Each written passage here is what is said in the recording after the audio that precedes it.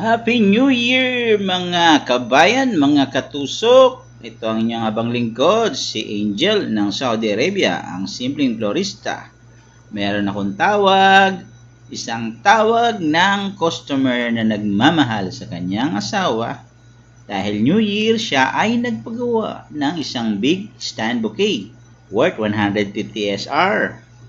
Siyempre, ako'y natutuwa dahil merong isang customer o regular customer na meron akong gawang malaking pang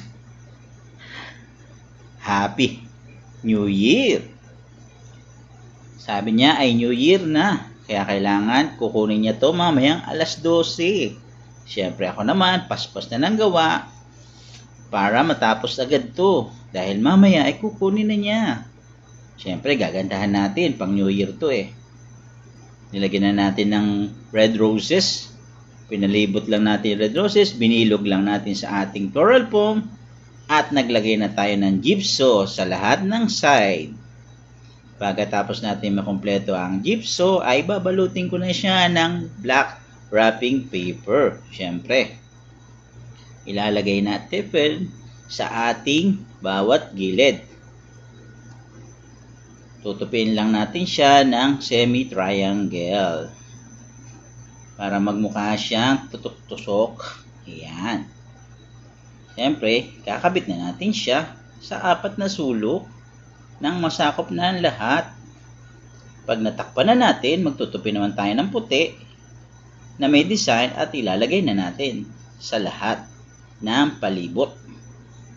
Pag nakumpleto ko na yan, siyempre, lalagyan na natin ng red ribbon. Ayan guys, nakumpleto ko na ang ating stand bouquet worth 150 SR all red roses with wrapping black and white combination para maganda yung dating. Then lalagyan ko na siya ng ribbon na red. Dahil New Year, gusto nila ay laging red.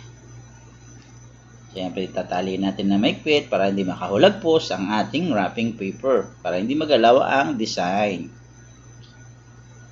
Maggagawa pa tayo ng ribbon at gagawa na natin ng ribbon. Pag natapos na natin yung ating ribbon, ay ikakabit na rin natin siya. Kabit na natin ang ating ribbon. Lagyan muna natin ng glue para dumikit. Siyempre. Yan, tapos na po ang ating 100 SR stand bouquet all red roses for Happy New Year. And then lalagyan natin siya ng lettering na Happy New Year sa ibabaw. Plastic wrapping paper din po ang ating gamit at ikakabit natin siya dun sa pinakagitna. Didikit lang natin siya ng parang pa-style. Yan. I hope po nagustuhan nyo ang aking simple but elegant stand bouquet for Happy New Year. Happy New Year mga kabayan, mga katusok. Hanggang sa muli. God bless you all.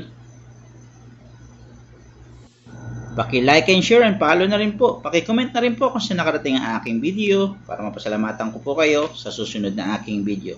God bless you.